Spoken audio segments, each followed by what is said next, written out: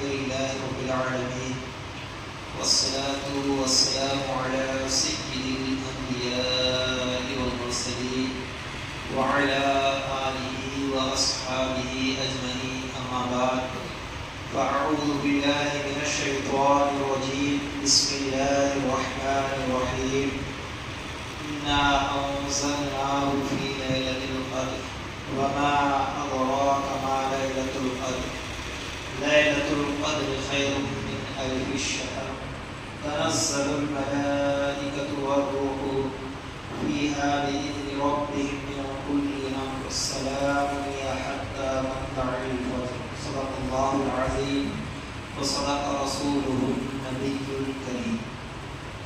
آئیے سب سے پہلے ہم اور آپ گنبد خدا میں آرام فرمانے والے آقا و مولا رحمت للعالمین سیاح لامکان مالک و انس و جاہ کی بارگاہ بے کس پناہ میں ایک مرتبہ باواز بلند شریف کا نذرانہ عقیدت پیش کریں. بڑی اللہم صلی علی سیدنا شفیعنا حبیبنا مولانا محمد صلی اللہ علیہ وسلم علیہ یا سیدی یا حبیبی یا رسول اللہ صلی اللہ تعالی علیہ وسلم. حضرات گرامی، آپ بخوبی جانتے ہیں کہ ہم لوگ اس مقصد کے لیے یہاں پر جمع ہیں. شب قدر کو پانے کے لیے اور اس میں عبادت کرنے کا جو ثواب ہے، جو آیت کریمہ میں نے پڑھی ہے تو اس کا شان نزول میں آپ کو بتاتا ہوں کہ حضرت عبدالعزیز محدث دہلوی رحمۃ اللہ علیہ ارشاد فرماتے ہیں کہ میرے آقا کریم حضور تاجدار مدینہ علیہ السلام ایک مرتبہ بیٹھے ہوئے تھے تو ان کے ذہن میں ایک بات آئی کہ بنی اسرائیل کے جو لوگ ہیں نا، ان کی عمریں بہت زیادہ ہوا کرتی تھی اور میری امت کی جو عمر ہے وہ کم ہے. تو جب وہ سوچنے لگے کہ ان کی عمر زیادہ ہے تو زیادہ عبادت کریں گے تو ان کو بہت سارا ثواب ملے گا اور بہت زیادہ ان کو نیکیاں ملیں گی، اور میری امت کے لوگوں کی عمریں کم ہیں تو ان کو تھوڑا وقت ملے گا اور تھوڑی عبادت کریں گے اور تھوڑا سا ایک ثواب ملے گا. جب یہ بات نبی پاک علیہ السلام کے ذہن میں آئی تو اپنی امت کی وجہ سے جب ان کو غم ہوا، جب چہرے پہ جب وہ غم ظاہر ہوا تو اللہ تبارک و تعالی نے اس آیت مبارکہ کو نازل فرمایا، لیلۃ القدر خیر من الف الشہر. یعنی جو لیلۃ القدر ہے یہ 1000 مہینوں سے بھی زیادہ افضل ہے. حضرات گرامی، یہاں پر سوچنے کی ایک نقطہ یہ ہے کہ اللہ تبارک و تعالی اپنے محبوب کے دل میں جب یہ بات آئی ہے کہ اپنی امت کے لیے، جب سرکار کے دل میں یہ بات آئی کہ میری امت کے لوگوں کی عمریں کم ہیں تو وہ تھوڑا یعنی کم ثواب ہوگا بنسبت بنی اسرائیل کے. جب یہ بات آنا تھا، یہ غم ہونا تھا تو اللہ تبارک و تعالی نے یہ سورت نازل فرمائی. ذات یہاں پر سوچئے کہ اپنے محبوب سے اللہ تبارک و تعالی کتنی محبت کرتا ہے. اگر تھوڑا سا ہی پریشانی آ جائے، اگر غم ہو جائے تو اللہ تبارک و تعالی ایک ایسی رات عطا کر رہا ہے کہ اگر ہم اس رات کو پا لیں گے تو 1000 مہینوں سے بھی زیادہ عبادت کرنے سے، یعنی 1000 مہینے اگر ہم عبادت کریں گے تو اس ایک رات کو ہم نہیں پہنچ سکتے. ذات یہاں پر سوچنے کی بات یہ ہے، غور و فکر کرنے کی بات یہ ہے کہ نبی پاک علیہ السلام کو جب سوچنا تھا تو اپنی امت کے لیے، تو حضرات میں یہاں پر ایک سوال یہاں پر ایک یہ اٹھتا ہے کہ لوگ کہتے ہیں کہ سرکار اپنی طرح ہے. معاذ اللہ کچھ لوگ کہتے ہیں کہ اگر وہ بھی ہماری طرح ہے، ہم بھی جس طرح سے عبادت کرتے ہیں وہ بھی عبادت کرتے ہیں، وہ جیسے نمازیں پڑھتے ہیں ہم بھی پڑھ لیتے ہیں، ان میں اور ہم میں کیا فرق ہوا؟ تو حضرات ان کم عقلوں سے میں کہنا چاہتا ہوں کہ جب سرکار کے دل میں جب یہ بات آ جاتی ہے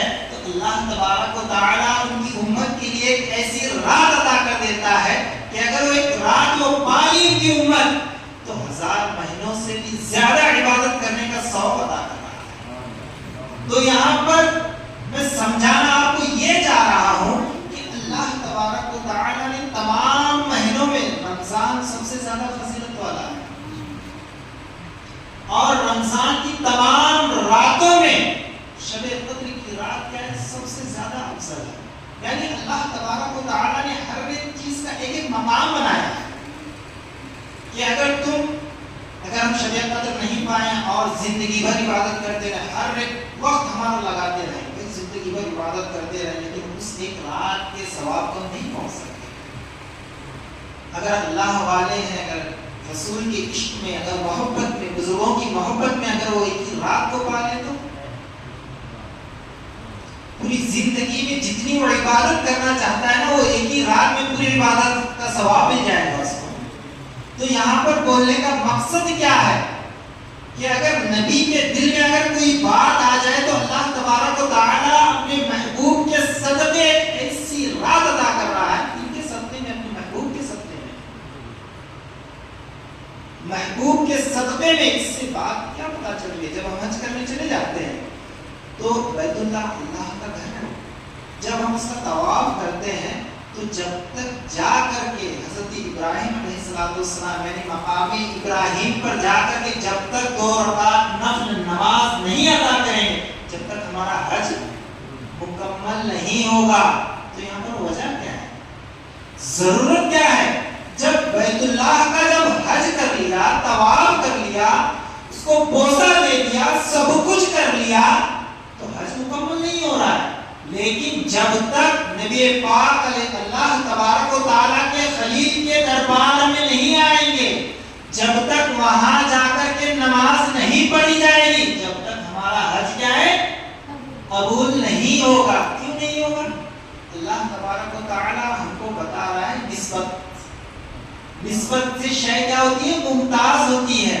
جب مقام ابراہیم کیا ہے، مقام ابراہیم حضرت ابراہیم علیہ السلام نے وہاں پر نماز پڑھی ہے، اس وجہ سے مقام ابراہیم ہوا ہے۔ مقام یعنی جگہ ہوتا ہے، یعنی مثال کے طور پر میں آپ کو بتا دوں کہ مقام عرفان لے لیں، یعنی بیت عرفان، یعنی مقام کا معنی ہوتا ہے جگہ، یعنی عرفان کی جگہ، یعنی میں آپ کو عام الفاظ میں سمجھانا چاہ رہا ہوں، لیکن مقام ابراہیم کا معنی کیا ہے؟ حضرت ابراہیم علیہ السلام کا مقام ہے، وہاں پر بیٹھ کے وہ نماز پڑھتے تھے۔ تو اللہ تبارک و تعالیٰ کی اپنے محبوبین کے، اپنے خلیل کے، اپنے حبیب کا ہر ایک ادا پسند ہے۔ اگر ان اداؤں کو ہم فالو کریں گے، اس کے پیچھے چلیں گے، تو ہم یہاں بھی کامیاب ہوں گے اور وہاں بھی کامیاب ہوں گے۔ اگر ہم اس چیز کو چھوڑ دیں، اگر ہم لاکھ سال بھی عبادت کر لیں تو ہماری عبادت قبول نہیں ہوگی۔ اگر کوئی آ جائے آج کے دور کے جو ہیں، یہ وہاں کیا ضرورت ہے، بیت اللہ کی ہو گیا ختم، پھیرے مار لیے، بوسہ دے دیا، ختم، بیت اللہ ختم ہو گیا۔ آج کل دماغ بہت زیادہ چلتا ہے نا، وہ اپنے آپ کو دوسروں کے یعنی اللہ والے ہوں گے، بزرگان دین ہوں گے اور انبیاء علیہ السلام ہوں گے، اپنے آپ کو ان کے برابر ماننا شروع کر دیں۔ انہوں بھی اسے چنکو دو پاؤں ان کو دو ہاتھ نہیں، ہمارا بھی ایسا چیز تو ان میں اور ہمیں کیا فرق ہے؟ ابھی کم عقل، ابھی بیوقوف آدمی، ابھی ناعقل آدمی، جب تیرے میں یہ عقل ہی نہیں ہے، تیرے میں اتنا فرق نہیں ہے کہ حضرات ایک عام مثال دیتا ہوگا، چلو لڑکی تو ایک ہی ہوتی ہے لیکن اس کا ایک مقام ہوتا ہے، بیوی کے ساتھ اس کا رشتہ آدمی کا الگ ہوتا ہے، بہن کے ساتھ رشتہ الگ ہوتا ہے، ماں کے ساتھ رشتہ اس کا الگ ہوتا ہے، یعنی عورت تو ایک ہی ہے لیکن رشتے کیا ہیں، الگ الگ ہوتے ہیں۔ لیکن سمجھنے والے کو یہ بات چاہیے، اگر کوئی بیوقوف جاہل آدمی آ کر کے بولے عورت تو سب ایک ہی ہے، تو اس کو کیا کریں گے؟ گاؤں میں سے باہر نکل کے چپل مار کے باہر نکالنا پڑے گا اس کو۔ کیوں؟ عقل کی بات ہے نا۔ تو کہاں کے لوگ آج بھی کچھ ایسے ہیں، اللہ والے ہو گئے، انبیاء علیہ السلام وہ بھی ایسے ہی ہیں۔ ابھی بیوقوف اللہ تبارک و تعالیٰ نے ان کو ایک مقام عطا کیا ہے، ان کو ایک ایسی نعمت عطا کی ہے، ان کے صدقے میں ان کی امت کے لوگوں کے گناہوں کو بخش دیا جا رہا ہے۔ ذرا میں اپنی بحث کو دوسری طرف نہ لے کے جا کر کے آج کے تعلق سے، لیکن ایک بات آپ یاد رکھیے، جو شب قدر ہم کو ملی ہے نا، نبی پاک علیہ السلام کے صدقے میں ملی، جب ان کے صدقے میں ان کی ناراضگی کی وجہ سے اللہ تبارک و تعالیٰ ان کے غم کی وجہ سے جب اتنی بڑی رات ہمیں عطا کر رہا ہے، اگر وہ جب خود ہی آ جائیں، اگر ان کی خوشی میں ہم خوشی منائیں گے تو ہم کو کتنی نعمت عطا ہوگا، ہم کو کتنا ثواب عطا ہوگا۔ ذرا سوچنے والوں کی بات ہے، سوچنا میں آپ پہ چھوڑ رہا ہوں۔ جب ان کے دل میں جب ایک بات آ رہی ہے کہ میری امت کے لوگوں کی عمریں کم ہیں، بنی اسرائیل کی امت کی عمریں بہت زیادہ ہیں، انہوں نے بہت زیادہ وقت پایا ہے، تو انہوں نے بہت زیادہ عبادت کی ہے، اور میری امت کی عمریں کم ہیں تو یہ کم عبادت کریں گے، تو بنسبت اگر ظاہری طور پر دیکھیں گے تو وہ زیادہ بڑے ہو گئے نا، عبادت کے اعتبار سے وہ زیادہ بڑے ہو گئے، تو یہ غم لاحق ہوتی ہے۔ اللہ تبارک و تعالی نے نبی پاک علیہ السلام کی امت کو شب قدر عطا کری، جو سال میں ایک بار عطا کی گئی، صرف ایک رات تم عبادت کر لو گے تو 1000 مہینوں سے بھی زیادہ عبادت کا ثواب ہم لوگوں کو ملے گا۔ تو حضرات بولنے کا میرا مقصد یہ ہے، سمجھانے کا مقصد یہ ہے کہ جب ان کے دل میں اتنی بات آ رہی ہے تو اللہ تبارک و تعالی اتنی بڑی رات میں عطا کر رہا ہے۔ اگر جب ان کے وسیلے سے، ان کی وجہ سے جب یہ رات عطا ہوئی ہے، جب وہی آ رہے ہیں تو ان کی خوشی میں ہم خوشی منائیں گے، ان کے آنے کی خوشی منائیں گے تو ہمیں کتنا ثواب نہیں ملے گا۔ ذات بولنے کے لیے بہت باتیں ہیں، سمجھنے کے لیے بہت چیزیں ہیں، اگر کوئی سمجھنا نہیں چاہے تو ہم اس کو نہیں سمجھا سکتے، کیونکہ سرکار کے دور میں بھی بہت سارے کافر تھے، ابو جہل تھا، سب تھے، بولتے تھے کہ یہ بھی بازاروں میں ہماری طرح گھومتے ہیں، تو ان میں اور ہم میں کیا فرق ہے؟ ذات ایک واقعہ میں مختصر سی بات بتا کر کے میں آج کے تعلق گفتگو میں لوٹ جاؤں گا۔ ایک بات بتاتا ہوں کہ سرکار کی بارگاہ میں ایک مرتبہ ابو جہل آتا ہے اور آ کر کے کیا کہتا ہے کہ معاذ اللہ، وہ کہتا ہے کہ میں نے آپ جیسا بدصورت بد اخلاق آدمی ہی نہیں دیکھا۔ اور سرکار فرماتے ہیں تمہیں حق کہا۔ صحابہ کرام بیٹھے ہوئے ہوتے ہیں، بڑا تعجب کرتے ہیں، یہ ایسی سی باتیں ہو رہا ہے، سرکار بول رہے حق کہا۔ اب تھوڑی دیر کے بعد حضرت ابوبکر صدیق آتے ہیں اور وہ کہتے ہیں سرکار میں نے آپ جیسا حسین و جمیل آدمی کسی کو نہیں دیکھا، آپ کے جیسے اخلاق میں نے کسی کے نہیں دیکھے، آپ کا ہر ایک کام ہر ایک سے بلند ہوتا ہے، اور آپ کے الفاظ جو ہوتے ہیں اتنی بلاغت اور اتنی فصاحت کے ہوتے ہیں، آپ کے جیسا کلام کسی کا نہیں ہوتا ہے۔ تو سرکار فرماتے ہیں کہ آپ نے حق کہا۔ تو صحابہ کرام تعجب کرتے ہیں، ابو جہل آیا اور ایسے بولا، سرکار نے بولا حق کہا۔ حضرت ابوبکر صدیق آئے ہیں بارگاہ میں، وہ یہ بات کر رہے ہیں اور سرکار فرما رہے ہیں تم نے بھی حق کہا۔ تو ماجرا کیا ہے؟ تو میرے آقا کریم حضور تعالیٰ مدینہ علیہ السلام ارشاد فرماتے ہیں کہ میں ایک آئینہ ہوں۔ ابو جہل آیا اور اپنے کو دیکھ کر کے اپنی تعریف کر رہا تھا، حضرت ابوبکر صدیق آئے اور آ کر کے میں آئینہ ہوں، میرے میں دیکھ کر کے اور وہ اپنی تعریف کر رہے تھے۔ ذات بولنے کا مقصد یہ ہے، جو آج کل کے جاہل ملا جو بھی ہیں، جو ان پڑھ لوگ گھوم رہے ہیں، جو 4 دن پڑھ کر کے آتے ہیں اور آ کر کے اپنا وقت کا مفتی ماننا شروع کرتے ہیں اور طرح طرح کے فتوی دینا شروع کرتے ہیں، بولتے ہیں کہ فلاں چیز فلاں جگہ جانے کی کیا ضرورت، فلاں درگاہ کا کھانے کی کیا ضرورت۔ ابے بیوقوف آدمی، جتنے اندر تیرا اتنا تو شرک اور بدعت کا جو تو رٹ لگایا ہوا ہے نا، اگر تو اتنا زیادہ حق والا ہے نا، سب سے پہلے جتنا اندر کا خون ہے نا، خون نکال دے۔ ابھی تک تو اتنا کھا کر کی پلا ہوا ہے، جو اندر کا خون بھی دوڑ رہا ہے نا، 11ویں کے 6ویں کے کھا کر کی خون بنا ہوا ہے، وہی دوڑ رہا ہے اندر، پہلے وہ نکالنا، اس کے بعد تم اس چیز کا دعویٰ کرو، تمہارے دعوے کو بھی مانا جائے گا۔ ذات بولنے میں کیا ہے؟ منافقت چھوڑ دو، منافقت کبھی مت کرو۔ اگر تم حق پہ ہو تو اعلان حق کا اعلان کرو، بھائی میں اس چیز پر ہوں، میں حق پر ہوں۔ ذات میں مختصر سی بات آپ کو یہ کہتا ہوا چلوں کہ لوگ جو بھی، میں کسی کو نام لے کر کے نہیں کہنا چاہ رہا ہوں، میں آپ لوگوں کے سامنے صرف رکھنا چاہ رہا ہوں، اللہ رب العزت نے ہر ایک کو ذہن دیا، سوچو غور و فکر کرو کون سی چیز حق ہے اور کون سی چیز نہ حق ہے۔ ذات فتوے دینے والے دیتے ہیں کہ ہم لوگ شرک کرتے ہیں، بدعت کرتے ہیں، شرک کا فتویٰ معمولی فتویٰ نہیں ہے، شرک یعنی مشرک हिंदू के पीछे नमाज होती है? किसी पंडित को लेकर के ठहरा करेंगे तो उसके पीछे नमाज पढ़ेंगे क्या? मुशरिक है ना, नहीं पढ़ेंगे। अगर मैं किसी को मुशरिक बोलूं, हिंदुओं को मुशरिक बोलते हैं, यानी शिर्क करते हैं, अल्लाह की ज़ात में किसी और को ठहरा करते हैं, शिर्क हो गया, तो उसके पीछे नमाज नहीं होगी। तो मैं इनसे ये सवाल करना चाहता हूँ, जब तुम फतवा देते हो शिर्क का, तो इनके पीछे तुम नमाज क्यों पढ़ते हो? नमाज तुम्हारी हो ही नहीं सकती है, क्योंकि इसका मतलब ये हुआ ना कि तुम बोलते हो करते हो। ज़रात गिरामी, हमारी बहस ज़्यादा तवील हो रही है, लेकिन आज की रात यानी शब कद्र की रात एक बात ज़हन में रख लीजिए आप, जो हमें रात मिली है नबी पाक अलैहिस्सलाम के सदक़े में मिली है, उनकी वजह से हमको मिली है। जो उम्मत की सबसे अफजल है ना, ये हम जो जिस उम्मत में हम पैदा हो गए ना, इस तमाम उम्मतों में अफजल है। क्यों? नबी पाक अलैहिस्सलाम की वजह से। जो जन्नत में कल क़यामत में सबसे पहला जो दाखिल होंगे ना, नबी पाक अलैहिस्सलाम की उम्मत दाखिल होगी। किसकी वजह से? नबी पाक अलैहिस्सलाम की वजह से ना।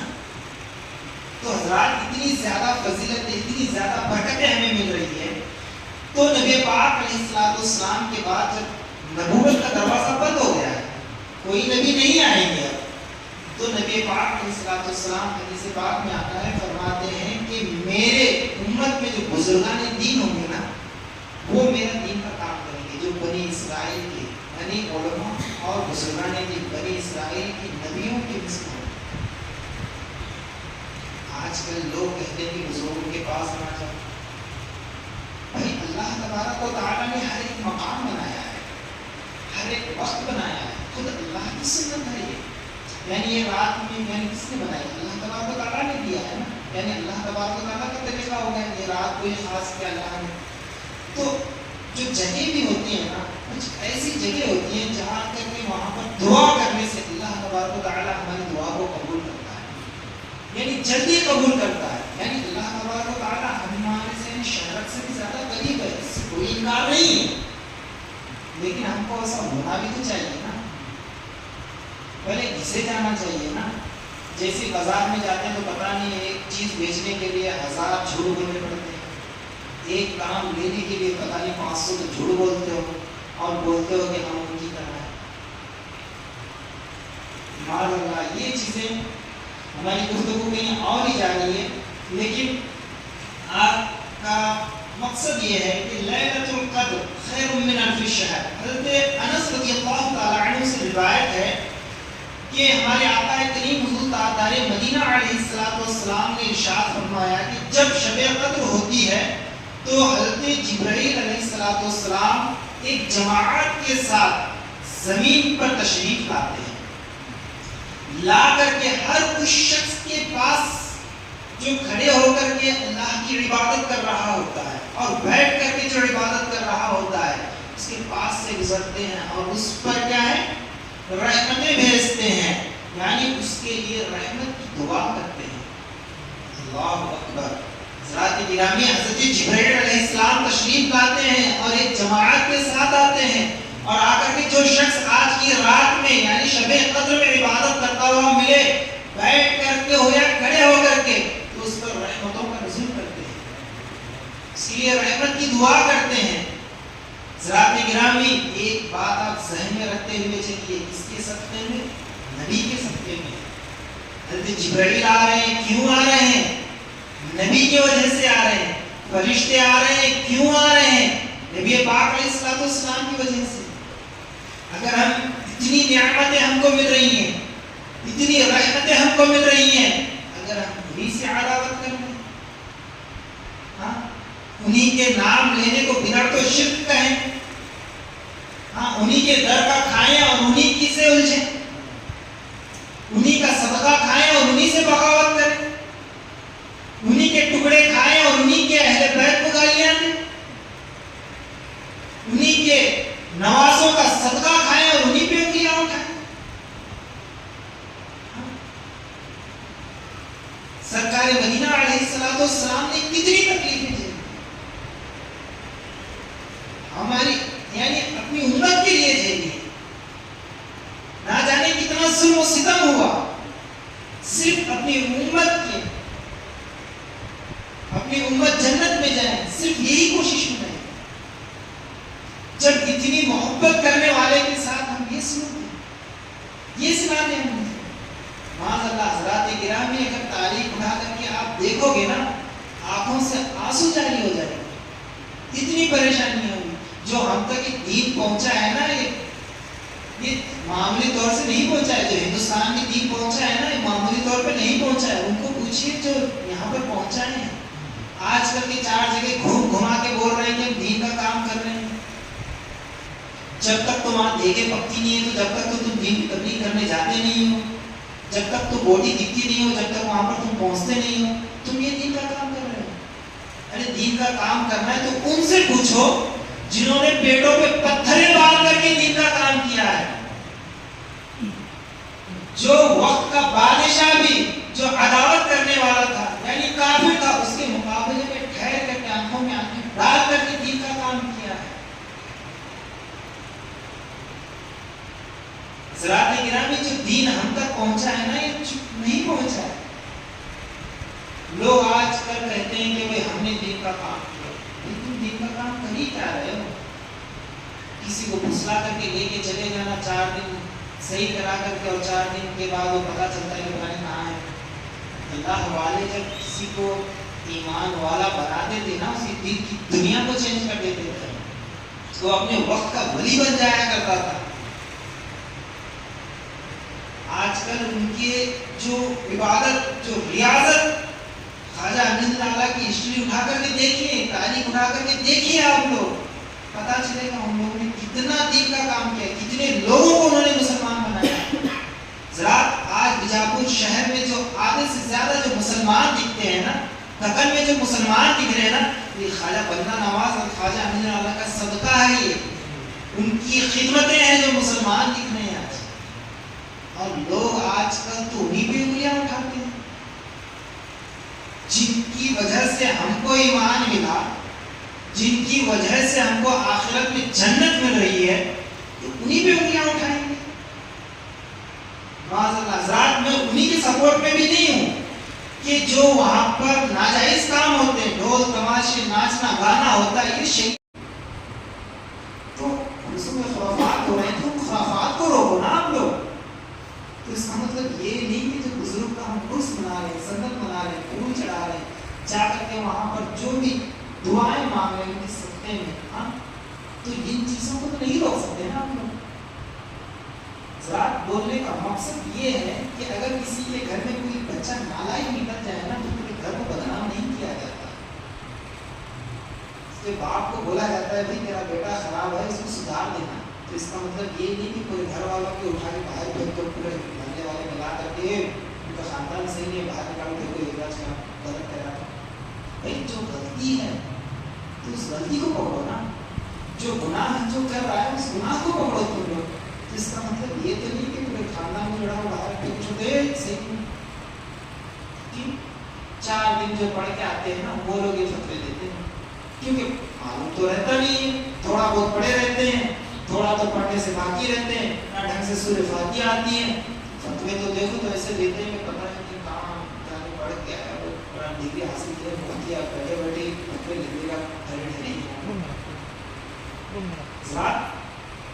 ایک بات یاد رکھیے آپ کو، جو آدھا عالم ہوتا ہے اور جو آدھا ڈاکٹر ہوتا ہے نا، آدھا ڈاکٹر ہوگا نا تو مریض کو مار نہیں سکتا، علاج نہیں رکھتا، کوئی سا انجیکشن مارے اوپر ہی پکڑ سکتا۔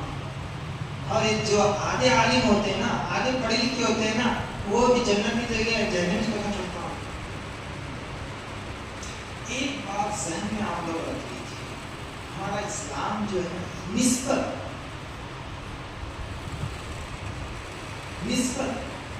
جہاں نسبت ہے۔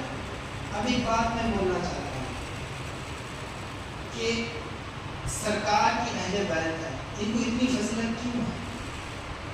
سرکار کی وجہ سے، جب ان کی وجہ سے ان کی امت کو تمام امتوں میں سب سے افضل ہے، تو ان کے گھرانے کو تمام لوگوں سے زیادہ افضل نہیں ہو سکتے کیا؟ یہاں تو آپ مان رہے ہو کہ ہماری امت چلاتے ہیں، بڑے بڑے لوگ اٹھ کے بڑے بڑے مفتیان کرام، نبی پاک علیہ السلام کی امت تمام امتوں سے افضل، وہاں تو آپ کو کچھ نہیں ہوتا ہے، لیکن جب بات اہل بیت کی آتی ہے تو وہاں تو انہوں بیچے ہمیں بیچے۔ تو یہاں کیا ہے، اس کا معنی کیا ہے، بغض و حسد ہوتا ہے۔ جس شخص کو اللہ تبارک و تعالی نے نعمت عطا کی ہے تو تم اللہ تبارک و تعالی کی نعمت پر بغض کر رہے ہو، تم اس سے بغض نہیں کر رہے ہو، تو اللہ تبارک و تعالی نے جو نعمت عطا کی ہے نا اس سے بغض کر رہے ہو، اس کی وجہ سے تم اپنی آخرت برباد کر لے رہے ہو۔ حضرات گرامی، بولنے کا میرا مقصد یہ ہے کہ نبی پاک علیہ السلام سے سچا عشق، ان سے محبت، ان کے اہل بیت سے محبت اور بزرگان دین سے محبت کریں گے تو ہم یہاں بھی کامیاب ہوں گے اور قیامت میں بھی کامیاب ہوں گے۔ اگر ہم ان کو چھوڑ کر کے ہم دوسرا راستہ پکڑ کر کے کہہ دیں کہ ہم تو رات بھر 24 گھنٹے سیکنڈ اللہ ہو کرتے بیٹھیں گے تو ان کو منزل مقصود نہیں مل سکتی، مل ہی نہیں سکتی۔ کیوں؟ جب تک ان کا دامن نہیں پکڑیں گے نا، بزرگان دین کا، اہل بیت کا، نبی پاک علیہ السلام کی محبت کا، ان کے عاشق ہونے کا اور ان کا غلام ہونے کا جب تک وہ دعویٰ نہیں کریں گے نا، چاہے اپنا ہر ایک سیکنڈ، اپنا ہر ایک لمحہ بھی وہ عبادت میں گزار دینا تو اس کی عبادت اس کے منہ پہ مار دی جائے گی، اس کی عبادت کیا ہے، قبول نہیں ہوگی۔ اور مختصر سی ایک بات میں آپ حضرات کے سامنے کہتا ہوں، ابلیس کو کون نہیں جانتا، اس نے کتنی عبادت کی ہے، کتنی ریاضت کی ہے۔ علماء کرام، مفسرین کرام، محدثین عظام فرماتے ہیں کہ اگر اس کے سجدوں کو زمین پر پھیلا دیا جائے نا تو ایک سوئی کی نوک کے برابر بھی جگہ نہیں ملے گی، اتنے سجدے اس نے کیے، اتنی ریاضت اس نے کی ہے، اتنی عبادت اس نے کی ہے۔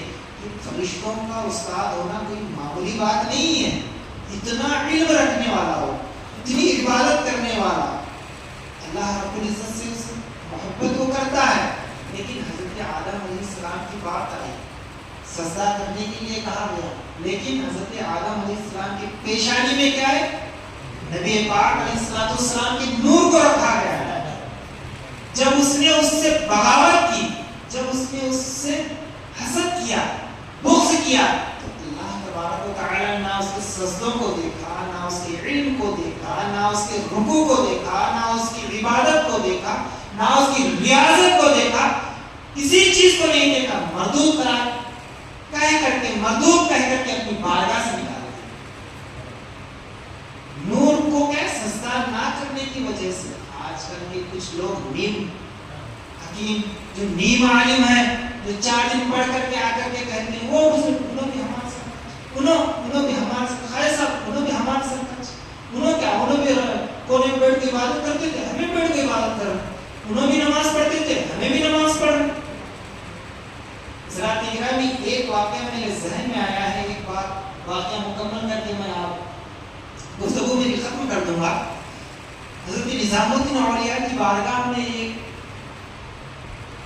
ان کا چاہنے والا آتا ہے اور آ کر کے کیا دیکھتا ہے کہ سرکار کی کیا ہے، حضرت کی کیا ہے، حضرت نظام الدین اولیاء سے خلافت لیا جائے، یعنی مرید بننے کے لیے آتا ہے۔ جب رہتا ہے تو تھوڑے رہتے ہیں نا، دماغ میں تو خناس میں بھرا ہوا رہتا ہے، بیٹھتا ہے، صبح و شام دیکھتا ہے حضرت کیا کیا کر رہے ہیں، دیکھتا ہے فجر پڑھ رہے ہیں، ظہر پڑھ رہے ہیں، عصر پڑھ رہے ہیں، مغرب پڑھ رہے ہیں، عشاء پڑھ رہے ہیں، اور شام کے 1 پہر میں اٹھتے ہیں، تہجد پڑھتے ہیں، تہجد پڑھ کے فوراً فجر کا ٹائم ہو جاتا ہے، فجر کی نماز پڑھتے ہیں۔ دیکھتا بہت دن ہوتے ہیں، سوچنے لگتا ہے کہ حضرت تو نماز نہ پڑھتے ہیں، ہم لوگ آتے ہیں ان کی مطلب کیا ہے کہتا ہے، ان کا سوال کرتے بیٹھ جاتے ہیں اور دعا کرتے ہیں، بھیج دیتے ہیں، تو ان سے اچھا تو وہی ہوگا جو رات بھر عبادت کرتا ہوں، میں پوری نمازیں بھی پڑھتا ہوں، حضرت تو 1 ہی گھنٹہ عبادت کر کے اور فجر کی نماز پڑھتے ہیں اور اپنے کام لگتے ہیں، میں تو رات بھر عبادت کروں، وہی تو ان سے اچھا ہوا۔ تو جب کچھ دن ہونے کے بعد دیکھتا ہے تو مرید نہیں ہوتا، چلے جا رہا ہوتا ہے، حضرت بلاتے ہیں، کیا ہوا؟ بولا نہیں حضرت مرید بننے کے واسطے آیا تھا، ایسا کیا بات لکھی نہیں تمہارے اندر جو تمہارا مرید بنوں میں اور میں تمہارے سے زیادہ عبادت کرتا ہوں، ضرورت نہیں کہ مجھے اس کا سے جا رہا ہوں، ٹھیک ہے اب ایک رات سو جا، کل جا رات رات ہوتی جب رات میں سو جاتا ہے تو کیا دیکھتا ہے کہ اس کے سر پر ایک چراغ لگا ہوتا ہے، ٹمٹماتا رہتا ہے، کب بجھے گا پتہ نہیں۔ جب حضرت نظام الدین اولیاء کے سر پر ایک چراغ، ایک ایسی روشنی دیکھتا ہے جو آسمانوں تک روشن ہوتی ہے، اتنا نور ہوتا ہے، فوراً گھبرا جاتا ہے، اٹھ کے بیٹھ جاتا ہے، بولا کیا ہوا؟ بولا نہیں حضرت ایسی سی بات ہے، میرے سر پر بھی ایک روشنی تھی جو ٹمٹما رہی تھی، معلوم نہیں کب بجھ جائے گی، لیکن آپ کے سر پر ایک ایسی روشنی تھی جو آسمان تک روشن تھی۔ تو حضرت فرماتے ہیں وہ ایک اللہ کا نور تھا، وہ ایک ایسا نور ہے، وہ ایک ایسی نعمت ہے جو اللہ تبارک و تعالیٰ نے مجھے عطا کی ہے۔ اس کی روشنی میں کتنے لوگ مسلمان ہو رہے ہیں، کتنے لوگ ہدایت پا رہے ہیں، لیکن تیرے سر پر جو روشنی ہے نا وہ ابھی ٹمٹما رہا ہے، پتہ نہیں کب بجھ جائے گا۔ جب تک تو دامن پکڑے گا نہیں نا، جب تک تو نہ یہاں کامیاب ہوگا نہ وہاں کامیاب ہوگا۔ حضرات گرامی، لوگ آج ایسے ہی ہیں، 4 دن نمازیں پڑھ لیتے ہیں، 4 دن عبادت کرنے لگ جاتے ہیں، تو ایسے کرتے ہیں کہ جیسے کام بزرگان نے کی، اگر مزہ بھی دکھ جائے نا چل جاتے ہیں، ہم بھی بڑے بزرگ ہو گئے، وہ اپنے آپ کو ہی بزرگ ماننا شروع کر دیتے ہیں۔ لوگ بھی ان کو کہتے نہیں کہ میں بزرگ ہو گئے، کچھ کام ہو جائے گا، ایسا دعا کیجیے، نہیں، وہ اپنے آپ کو ہی بزرگ۔ میرے کو کسی کو تنقید کرنا مقصد نہیں ہے، کسی کو برا کہنا میرا مقصد ہرگز نہیں ہے، لیکن جو حق بات ہے وہ حق بات ہے، کسی کو اچھا لگے یا کسی کو برا لگے، اس سے کوئی مطلب نہیں۔ حضرات گرامی، ایک بات آپ ذہن میں رکھیے، جب تک ہم مسلمان دین کا دامن نہیں پکڑیں گے، جب تک ہم صحابہ کرام کا دامن نہیں پکڑیں گے، اور جب تک ہم اہل بیت کا دامن نہیں پکڑیں گے، نہ ہم یہاں کامیاب ہوں گے نہ وہاں کامیاب ہوں گے۔ ایک راستہ ہے، جب تک ہم اس راستے پر چلیں گے ہی تو کامیاب ہوں گے، ورنہ ہم کامیاب نہیں ہوں گے۔ حضرات گرامی، جو ہم گفتگو تو کہیں اور کر رہے تھے اور گفتگو ہماری کہیں اور ہی چلی جا رہی ہے، تو ہمارا موضوع یہ ہے کہ شب قدر کی ایک ایسی رات ہے کہ حضرت ابو ہریرہ رضی اللہ تعالی عنہ سے روایت ہے کہ میرے آقا کریم حضور تاجدار مدینہ علیہ السلام ارشاد فرماتے ہیں کہ میرے آقا کریم حضور تاجدار مدینہ علیہ السلام ارشاد فرماتے ہیں کہ جو شخص شب قدر میں ایمان اور اخلاص کے ساتھ اس رات میں عبادت کرتا ہے تو اللہ تبارک و تعالی اس کے پچھلے گناہوں کو بخش دیتا ہے۔ کیا؟ پچھلے گناہوں کو بخش دیتا ہے۔ یہ اس لیے امت کے لیے معاذ اللہ کچھ لوگ کہتے ہیں کہ نبی پاک علیہ السلام کے اللہ تبارک و تعالی نے کہ ان سے بھی خطا ہو سکتی ہے، گناہوں سے اللہ تبارک و تعالی ان کے صدقے میں ان کی امت کے گناہوں کو بخش رہا ہے۔ ان کی تو بات ہمارے ذہنوں وہم و گمان میں بھی نہیں آ سکتی ہے۔ حضرات گرامی، اگر ہم سوچیں، ہر ایک حدیث پر غور و فکر کریں، اگر صحیح طور سے اس کو سمجھنے کی کوشش کریں تو ہر ایک حدیث میں اہل سنت والجماعت کا عقیدہ نظر آئے گا۔ شب قدر کی رات ہی کو دیکھ لو، شب قدر ہم اس کی وجہ سے عطا ہو گئی، سرکار کی وجہ سے عطا ہو گئی۔ اس میں شان نزول حضرت عبدالعزیز محدث دہلوی نے لکھا ہے، جو متفق علیہ ہیں، یہ شخصیتیں متفق علیہ، ہر کوئی ان کو مانتا ہے، چاہے کسی بھی فرقے کا ہو، ہر کوئی ان کو مانتا ہے۔ یہ خود ہی لکھ رہے ہیں کہ سرکار کو جب غم لائی ہوا، جب یہ سوچ رہے کہ اللہ تبارک و تعالیٰ نے ان کی امت کا شب قدر عطا کی، تو اس سے کیا بات پتا چلے؟